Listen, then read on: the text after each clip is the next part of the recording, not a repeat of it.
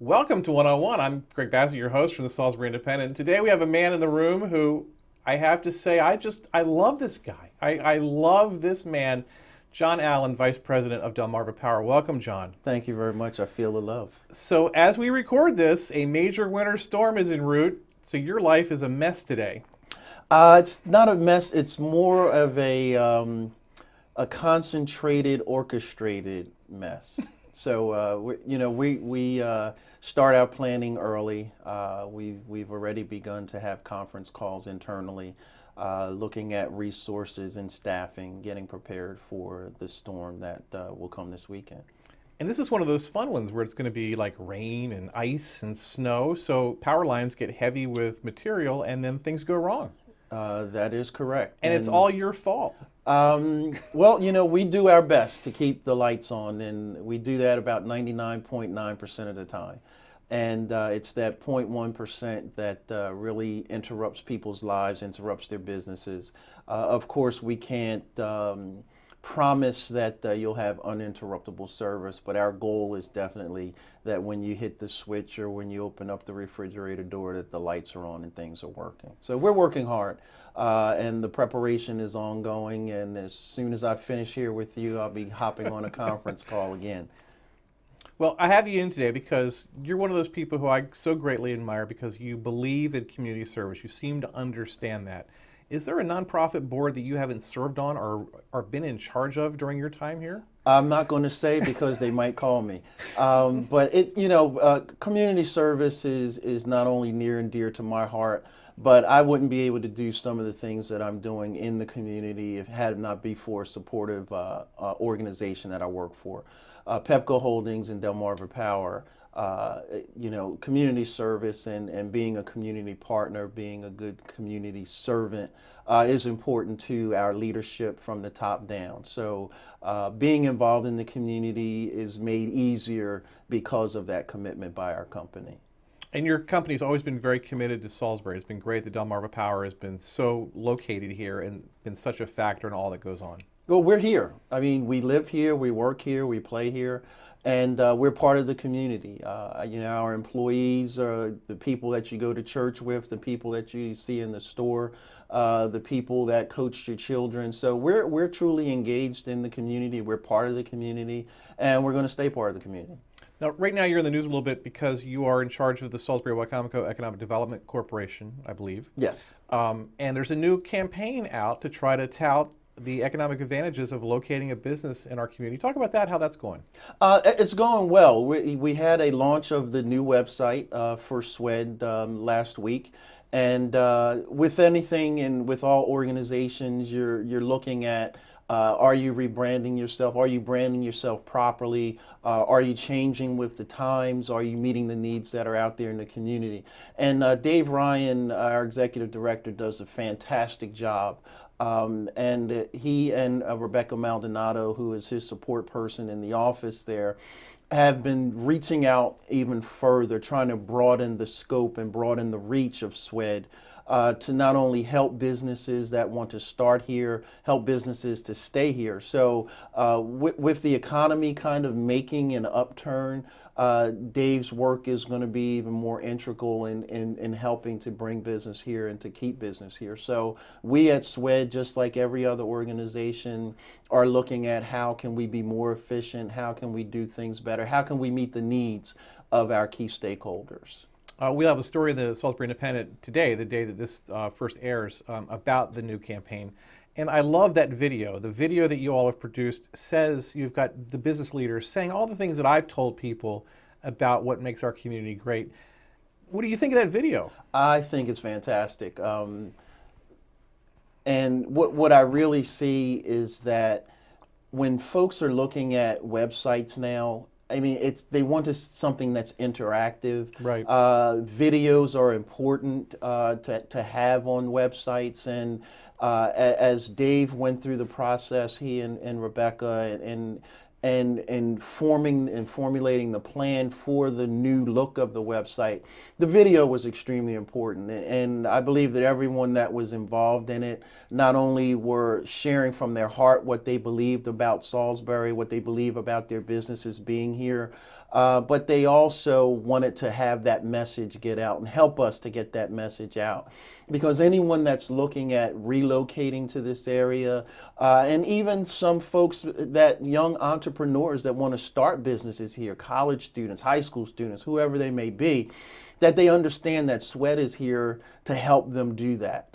And broadening that reach and being able to keep businesses here, being able to help start incubators and having organizations that will grow, but they'll grow here. Right.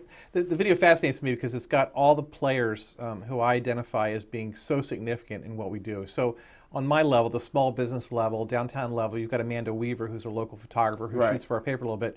I love what she has to say, her enthusiasm for downtown. You've got Kevin Bernstein, who represents the great tech sector.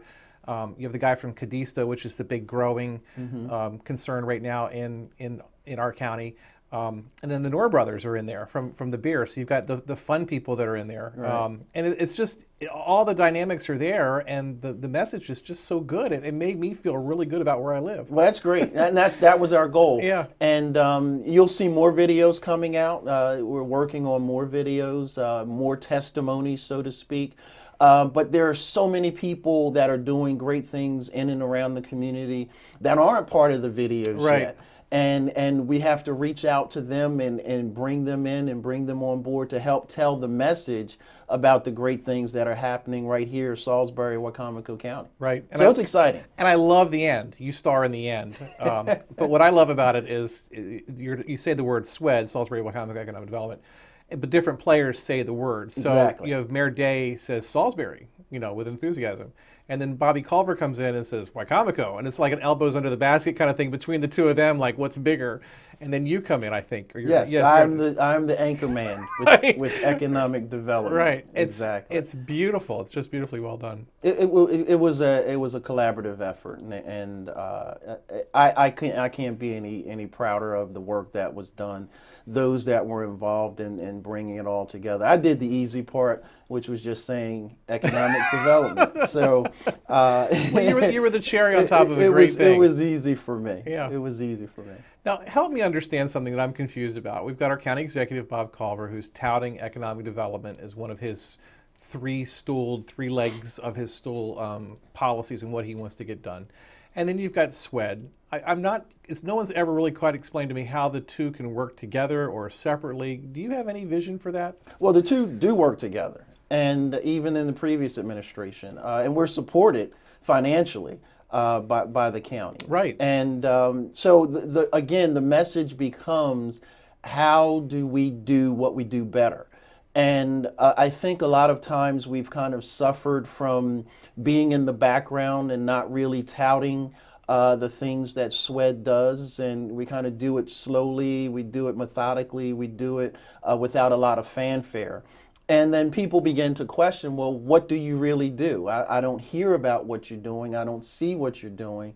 And so that's what helps with the new campaign, with the new branding campaign, with the website, with having more information out there, with the county executive and the governor being on posters and saying that we're open for business. So it is truly a collaborative effort where we do have to work together. So it's more of us doing a better job with our communication, doing a better job with our messaging than it is anything else, because we've always worked together. Right. And I guess there's the history too with Bob Kiley from many, many years ago and Mayor Martin, who were so aggressive in economic development at a time when there was a lot to be developed, but they were progressive. They did the piggyback thing on the bypass, moving basically everything from downtown Salisbury up north. so it was back on Route 13 again. But there was a lot of vision back then, a lot of growth, and that sort of stopped for a long time, mostly because of the economy. Right, right. Mostly because of the economy. But as I said earlier, things are starting to pick up again. Right. And we at SWED, we just want to be a part of that. We want to make sure that we're adding value each and every day to the growth and the development of the area. So we do work with the mayor, we work with the county exec, and we work with their teams, and the board at SWED gives direction as well as to where we want to see the organization move. But when you have someone like Dave Ryan who's getting the job done, you kind of stay out of his way, Right. but then you still try to give some direction, some instruction as to how you see things, and he's open to that, and that's a beautiful thing. That anytime you're dealing with an organization where the chair or the president of your board changes every 2 years or changes every year, a lot of times you have people that come in with different ideas and different agendas and those types of things. But we just want to keep the momentum going. So I try to stay out of the way as much as possible, but give as much insight and input as I possibly can, at least from my perspective. And then when the board comes together at our board meetings, it's the same sharing of information. Right. Dave appears right now on the current edition of Chamber Chat. And he has a part in there where he explains how this area has evolved in terms of his businesses, going from textile to the aeronautics industry, the wiring and stuff, and the future, what the future lies. And it's so instructive in terms of what's going on here, and you can really see how the changes are. We'll never have the shirt factories again. That's not going to exist. But people wonder why we don't have that kind of business anymore, why we don't make gas pumps anymore. It's just not what we're going to do. It's a different type of business because everything now is driven by technology. Right. So you have technology startups that are coming on board, and individuals and organizations are doing things with technology that helps make our daily lives much easier. You're still going to have hands-on manufacturing, and it's going to be sporadic as to where it's built and where it's developing. But we want to be open to the other types of ideas of manufacturing that's out there. And to be able to offer that level of support is really what's driving us. You're just coming off a term as the leader of the Greater Salisbury Committee. Chair of the Greater Salisbury Committee for the last 2 years, and have moved on to be part of the executive committee and to continue to help with the development of the organization. Now, most people I talk to don't really know what the Greater Salisbury Committee does, but it's our biggest leaders in town, and they get together and they identify problems and they offer solutions. Exactly, and that's a vision that's not changed. And again, with organizations that have been around for a while, you have to begin looking at, are we making a difference? Are we making an impact? Has the environment changed? And are we changing with that environment? So over the last 2 years of my leadership there, we've really been dealing with a strategic plan, the development of a strategic plan that will really help focus the organization as it moves forward.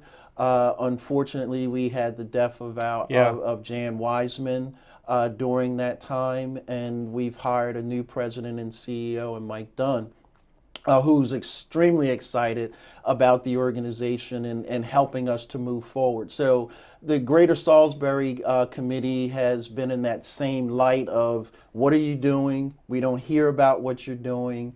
What's happening, and are you all still a viable organization? We absolutely are still a viable organization, but we have to do a better job, again, of communicating to the community and to major stakeholders about what it is that we're doing, which, as you said, is identifying the problems and working more collaboratively now with other organizations that even the Greater Salisbury Committee helped to form, including SWED, including Community Foundation, organizations like that, and partnering and collaborating with those organizations to address the issues that we see out here in the community. So we have to do a better job even at that and communicating the great things that we are truly doing. Yeah, when I was a young reporter, the process was the Greater Salisbury Committee would identify the problem and they would discuss it, and then they would put pressure on the political leaders, like, this is what everyone who's anyone thinks should be done. And the political leaders would listen to that. And we got some great things out of that. I mean, you could argue that the airport success, the Civic Center, the park, much that we have were ideas that were spun out of Greater Salisbury Committee. And the again, the philosophy is the same, and it hasn't changed. And we're working. I wouldn't say necessarily putting pressure from the standpoint of demanding that things get done, but we're more looking at how can we help to get things done. Right. It's not just a pass off. Here's an idea that we see and go ahead and get it done. Now the expectation from every side is, well, what are you doing to help? And how are you as a Greater Salisbury Committee engaged in helping to address these issues? So the business leaders that are part of the Greater Salisbury Committee are getting their hands dirty, so to speak, Right. because many of us are extremely busy. Many of us operate and work on other boards and committees, and so trying to balance that time between your personal life, your business life, and your community life becomes a strain sometimes. So we have to begin reaching out to others to say, how can we work together to address what we perceive as a problem, what we see as a problem, what we hear as a problem, and help this community move forward. Yeah, there's a personality trait that I admire so much in Mike Dunn, and it's a lot like Jake Day has the same thing, where they see a problem, and where I'll see the problem and I'll go, well, that's just the way it is. But they'll go, no, this is what we can do to fix it. And Mike is always thinking about Salisbury. He's one of those guys always thinking about Salisbury. I think it's just perfect that he's in that role. Well, we're excited. He's excited. Everybody's excited. Yeah. And it's a new start, a new opportunity for us as an organization to rebrand ourselves and to really let people know what it is that we're doing. I think a lot of times people have seen the Greater Salisbury Committee as a secret society of some sort. We have The to House of come in Lords, and yes. kiss the ring or something. But that's really not what it's about. It's about identifying who are the leaders out there, Yeah. who are the business leaders, who are the community leaders that really want to see a difference made. And I can't say enough about the Lieutenant Colonel Cook. Bob amazing, Cook, isn't he? who has Oh. been engaged in this process from the beginning and is just as excited today and as energized today as many younger leaders in Greater Salisbury are. So when you have that kind of support, that kind of foundation, that kind of background where we have discussions about things and Bob will say, but wait a minute, we did that in 1972 and pull out that information and Right. you'll see. So not much has changed from that perspective, that issues are still exist, which means that we as a community just have to really pull together to address those issues. So it's not just focusing on downtown Salisbury, it's focusing on Salisbury completely. So all of the issues that affect downtown affect outside of downtown. And we as a community really have to pull together and not segregate, so to speak, downtown from uptown, from side town, Right. but really come together to address all of the issues that are out there in Salisbury. Yeah, Colonel Cook and Dick Henson got so much done. They could get anyone on the phone, and whatever they asked, you just would have to agree. Well, we don't have that type of communication. Again, it's more, Yeah. hey, because the work that they did, as I said earlier, really helped to set the foundation for other organizations Right. that exist today. So it's a matter of reaching out to those organizations and saying, hey, you were formed for this reason and to address this issue. Let's work together to get it done. So now it's about making the phone call and saying, instead of what do we need to start, it's what do we need to become better at. In our paper this week, we've got a great interview from Mitzi Perdue, story where she's profiling some of the nonprofits in our community. This week, she's done Big Brothers and Big Sisters, and I know that's a very important entity to you. Absolutely. I serve on the board of Big Brothers Big Sisters of the Greater Chesapeake. And the work that's done by Jessica Mims and her team is absolutely phenomenal. And that's one of the reasons why I continue to support the work that they do, because mentoring is just so extremely important. I mean, even as an adult in the role that I serve in now, I still have mentors today. and being mentored at a young age, having someone that's willing to invest in you, someone that's willing to impart knowledge and wisdom to you, or to say, hey, why don't you try to go at it a different way? Being open to mentorship, and we're truly trying to grow the organization here on the Lower Shore, as well as now the Upper Shore, where we're extending to the Upper Shore, because there are so many young people that and families that need support. So it's not just single parent households and that type of thing. There are just households that need support. And I think we've all been children and young people at some point in time in our lives and didn't necessarily want to listen to what our parents had to say. But we're willing to listen to a coach, we're willing to listen to a teacher, we're willing to listen to someone else. And that's really what it's about, is tying those students together, those young people together with people that care about the work That's that funny, because they I never do. thought of that. I mean, my father could tell me to do something, and I would be like, yeah, whatever.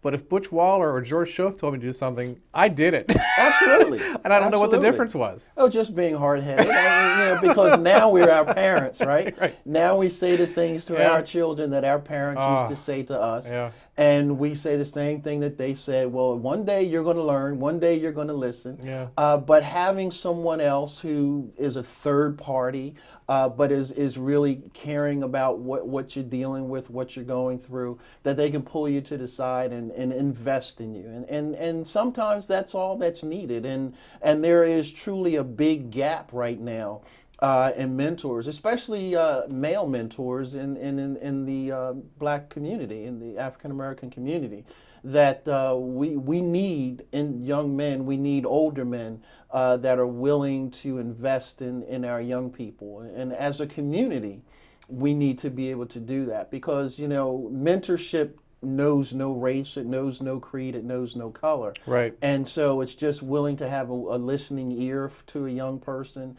and being willing to invest in them. So we're always looking for mentors. We're always looking for individuals that are willing to spend a few hours a week with a young person to make a true difference in their lives. Well, Mitzi's written a great piece. Talks about the bigs and the littles, and I never heard that terminology before, and it's really terrific. Fantastic.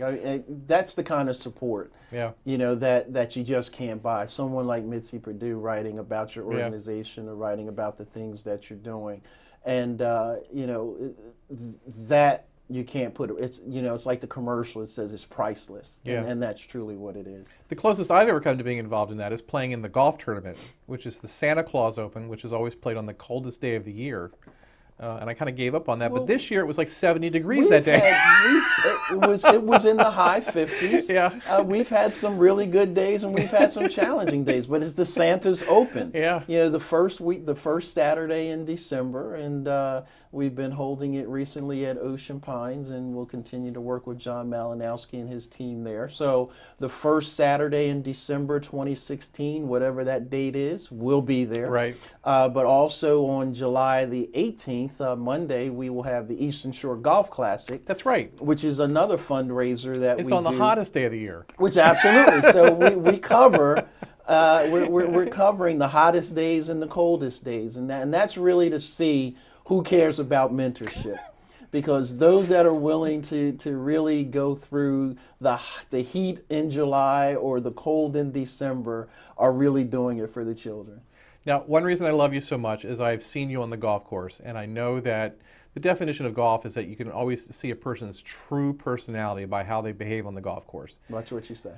And you were the man out there. You want to talk about golf a little bit? Why do you like golf? I love golf. I mean, I'm a competitive person by nature, and golf is very difficult. Yeah. And you're a much better golfer than I am. No. I picked it up later in life, having played football, basketball, and track and field and other sports.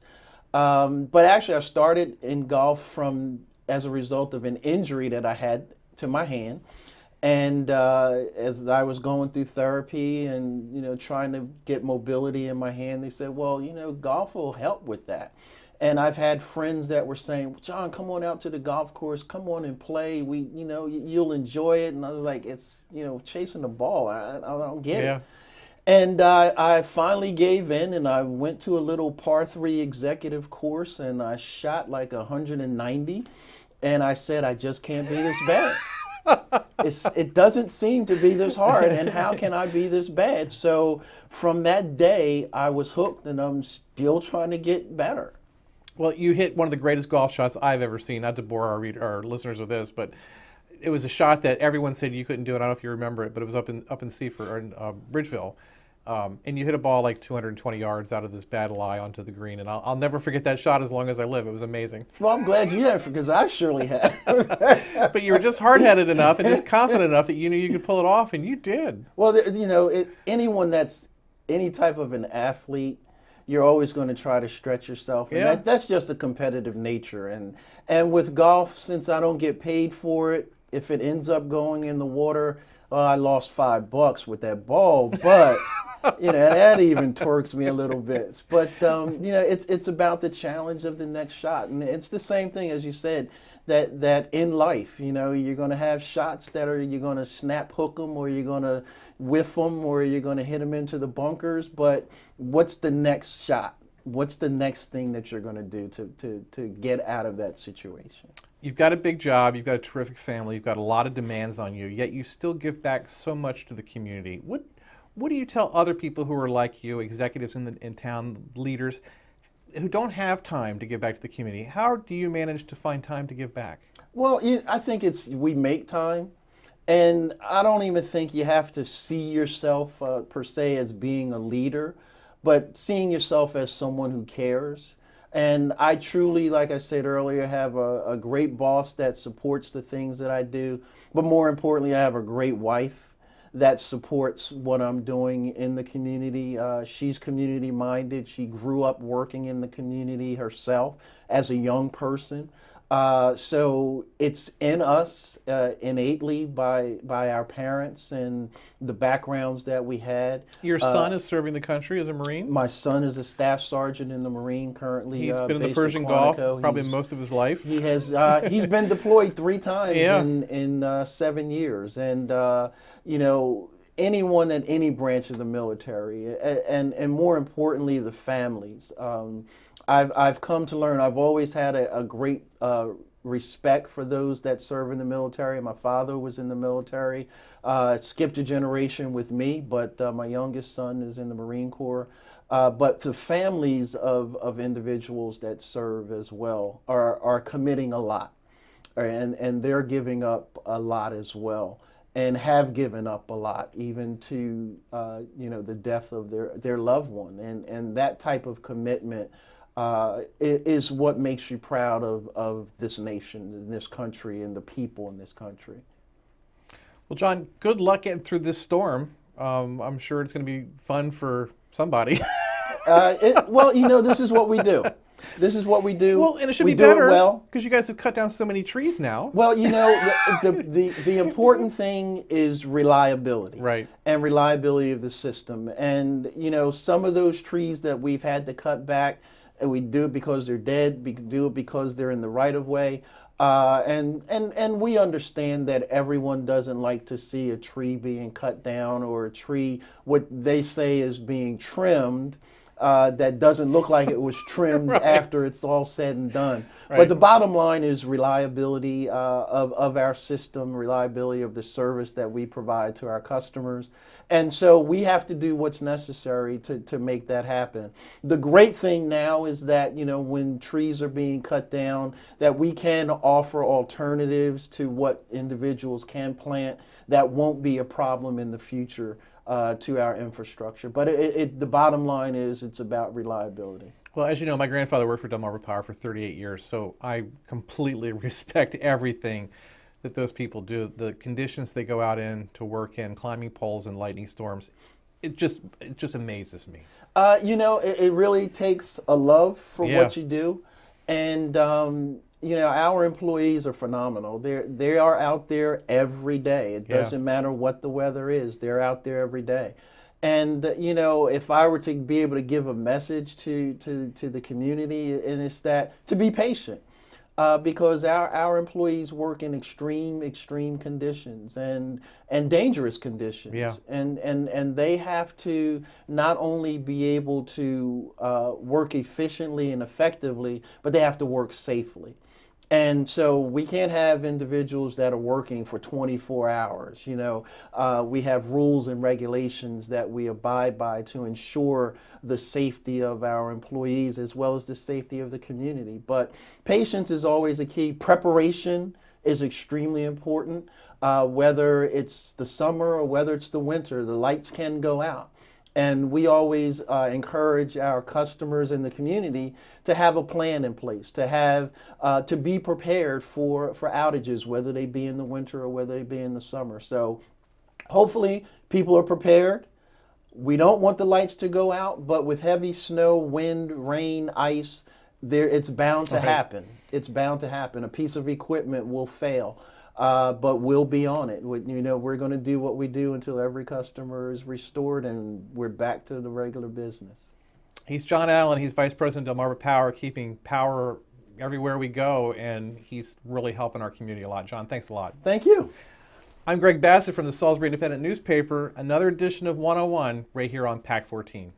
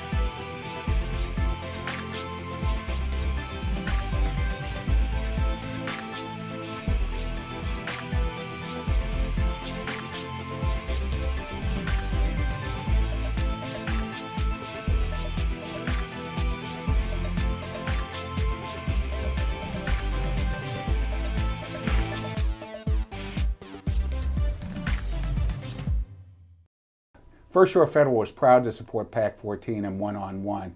We'd encourage every business to support PAC 14 and pick a program and support it, and let's make a difference.